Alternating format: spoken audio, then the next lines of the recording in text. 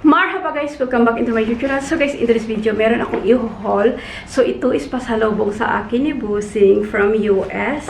So I'm into Tory Burch bag now guys. So ayan, i-unbox natin. Na-discover ko itong line na to is nung binilhan ako ni Busing ng Wella wallet. So this is the shade of Almond Flour. So, since then, gusto ko yung pagka-distress niya, yung kaunti, yung, basta nagustuhan ko yung leather, I forgot kung anong leather ito, basta gustong-gusto ko siya. And then, nag-search ako kung ano yung Wella line, so, ito na nga.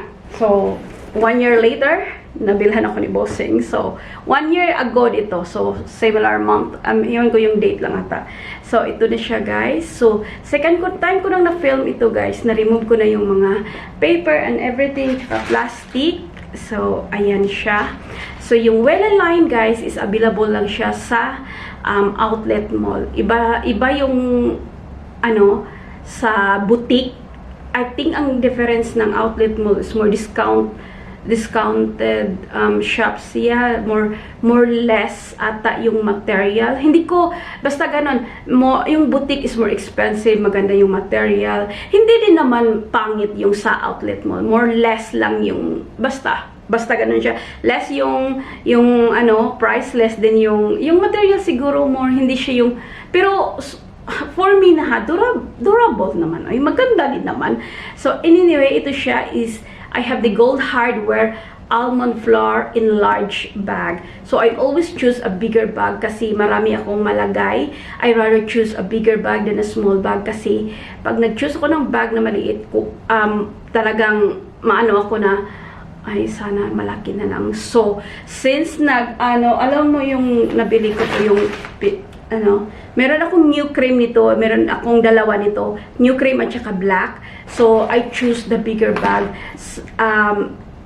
since na ko kasi kailangan ko talaga ng bigger bag para hindi na tayo ay sana.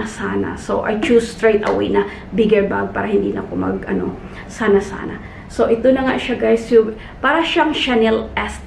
I choose this color than the black one. Hindi ko alam kasi parang I'm into towards like ganitong mga kulay at the moment. So, maybe one day bibili ko ako ng bag. So, pero para siyang Chanel-esque. So, anyway, ayan siya. Meron siyang, dito. Meron siyang pocket. Kasya sa yung phone ko. This one is iPhone Pro Max. So, ayan siya. Pro Max Plus. Ano ba yun? Pro Max Plus? May plus ba yun? So, kasya siya dyan. And, ito yung paano niya, guys. So, may half, siya. No, not half. Basta may leather siya sa gitna. And the rest is, ganito siya. Sorry ha, I don't know. I forgot some of the stuff. So, ayun nga, ni-remove ko na. So, pag sa boutique ka, they don't have a dust bag. So, anyway, ayan siya. Meron siyang isang pocket na walang zipper. At yung ito na yung pinakagitna.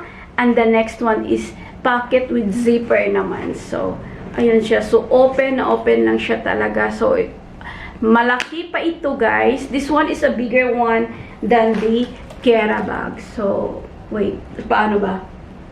Ayan siya. Mas malaki siya ng kaunti. And yung leather niya is more soft naman siya, pero hindi sobrang soft na katulad ng Kera na madali. Sobrang soft niya talaga. And since andito naman tayo, so 1 year na ito sa akin, ang nakikita kong both my cream one and this one, dito sa edge niya, dito siya para siyang nag-fade kaunti na parang na-use ba dito sa gilid-gilid niya. Dito din, meron kaunti. Dito wala. Yung new cream ko is dito lang both sa gilid-gilid. Dito wala, dito wala. Yung sa new cream ko. Sa black, ito lang meron dito. So, iwan ko kung bakit meron dyan. Then, the rest is dito na nga. So, quick lang, segue ko lang yon. So, ayan. So, ayan. Gustong-gusto ko, guys. I really love it. I think I'm gonna get the black one of this. Ayun. So, yeah, I like a bigger bag kasi marami talagang malagay. And, lalo na pag nagdadala ako ng eco bag. Minsan dalawa yung eco bag na dalhin ko kasi one for grocery, one for like a shopping thingy. So, ito na siya ha. Wait, dito ko muna. Doon ako guys. So, para makita nyo. So, kung i-shoulder bag ko siya, sobrang very low. And shoulder bag, oh, longer na shoulder bag. And then, pag ganyan, ako naman, pag nagbabag ako, shoulder, dito lang talaga, shorter na shoulder bag ang gamit ko. So, ganyan ako pag nagagamit ako ng Kera bag ko. So, mahilig akong ganyan. And then, meron akong nakitang trick na kung, oh, crossbody ko muna ng ganyan ha. So, ganyan siya kung crossbody. It's not bad naman yung length. Okay naman yung length pag iganyan ko kung i-crossbody ko. Pero, para kasi siyang, parang, social siya na pagkabag ba na parang hindi siya, i-crossbody kasi. At tapos, malaki pa.